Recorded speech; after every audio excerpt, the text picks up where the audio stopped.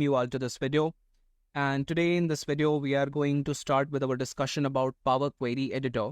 So Power Query Editor is basically nothing but the heart of Power BI because you can do all sorts of data transformation, data cleaning in Power Query Editor. So let's begin with the discussion and let's open Power BI Desktop. So I'll just simply double click on this icon, Power BI Desktop icon. It might take some time to open. All right. Simply click on sign in.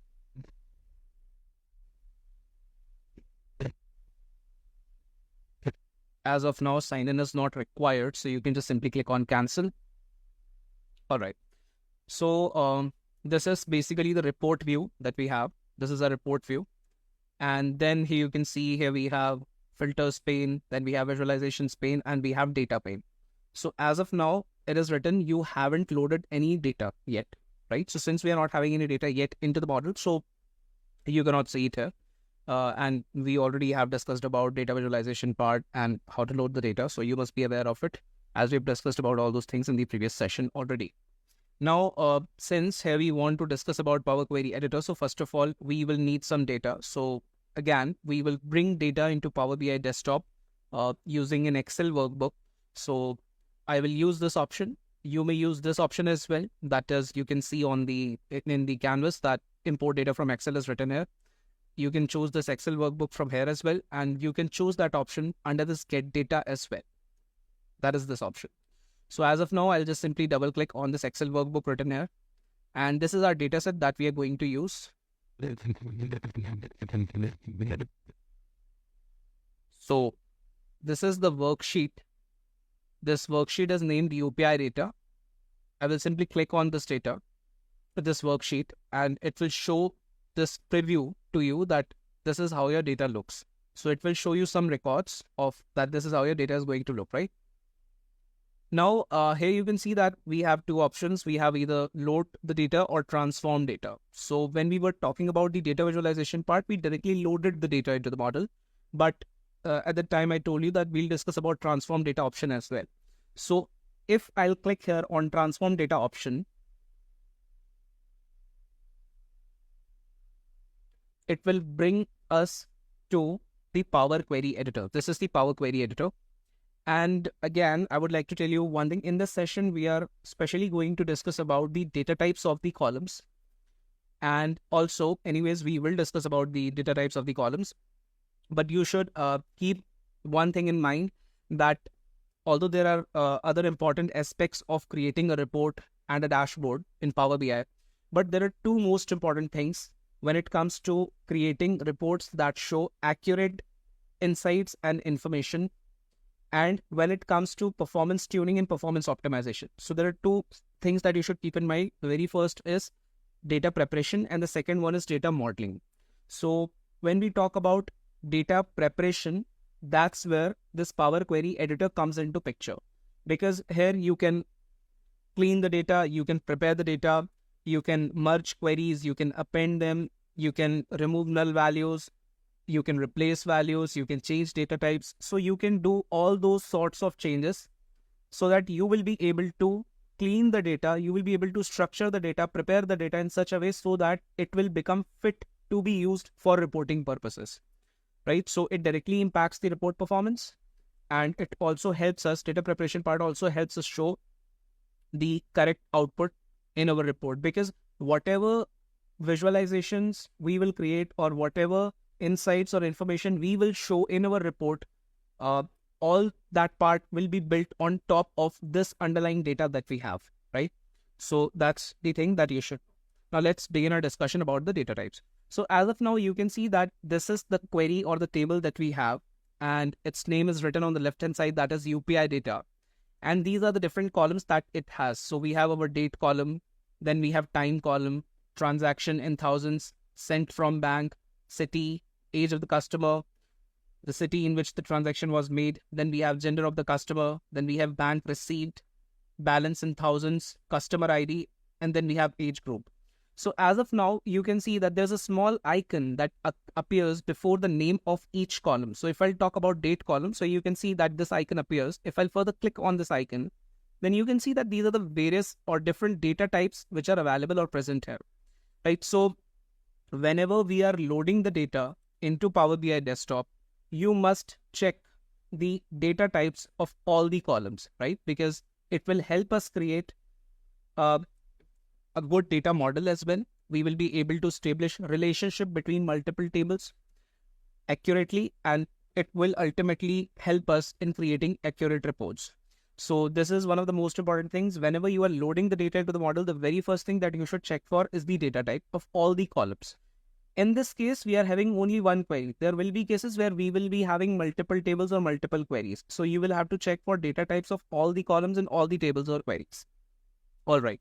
So as of now for this column, date is the data type. As you can see that this first column, that is date column, is consisting of dates. If I'll talk about the second column and if I'll click on this time icon, so you can see that this time is selected. Obviously, because time is being represented, the time of transaction is being represented in this column. Then we have transaction in thousands. So this transaction is having decimal values, like we have 97.63 and so on, then 87.49 and so on. So this is not a whole number, but the values represented in transaction column are basically decimal values. So that's why the data type chosen is decimal number. And if I'll click on sent from bank column, so you can see that its data type is text data type. Again, if I'll talk about city column, so you can see that its data type is text data type. If I'll click on age column, since it is a whole number and it is not a decimal number, so whole number is its data type. This is the icon representing it, and age column is having this data type. That is whole number data type. If I'll click on gender, then you can see ABC is written here. This ABC represents nothing but text column.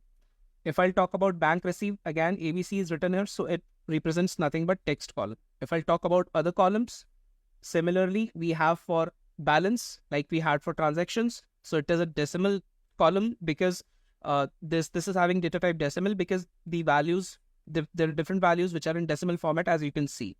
They have a fractional component as well. That's why. If I'll talk about customer ID column, so this is having whole number values. So that's why this whole number icon, that is 1, 2, 3, is present here, and this is correct. If I'll click on age group, again, we have text data type. That's why ABC is written. This icon is present before age group call. So all the data types which we have seen for all different columns in this particular table are absolutely correct. And you should know one thing, that Power BI, when we loaded the data, when we will load the data into model, or when we clicked on transform data, so Power BI auto detected the data types of all these columns, and it detected all these columns correctly, right?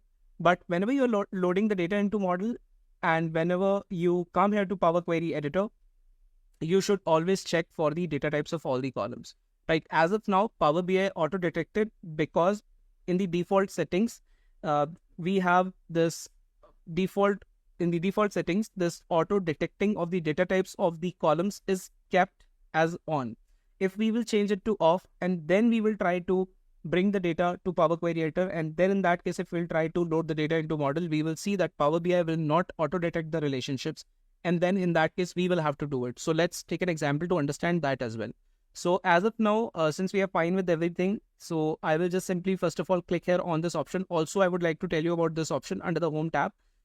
Let's say there are some changes that you made in the Power Query Editor and you want to stay here in Power Query Editor only. So you can simply click on this Apply option.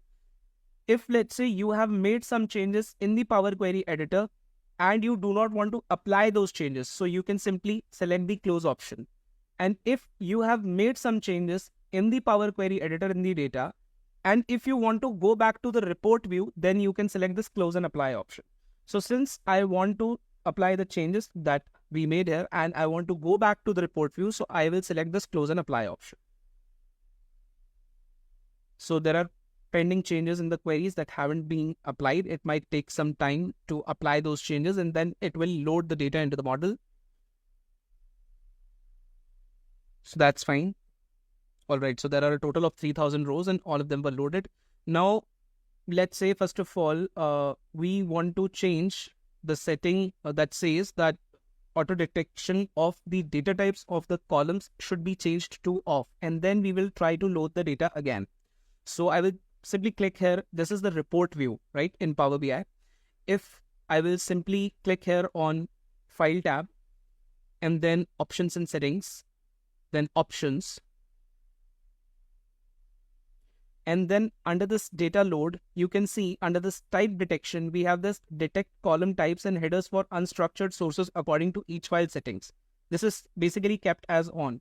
If I'll select this third option, that is never detect column types and headers for unstructured sources, and if I'll click on OK, and if now I will try to bring the same dataset into Power BI desktop, then let's see what happens. So again, it is the same Excel workbook from which we want to import the data. So I'll double click on this option.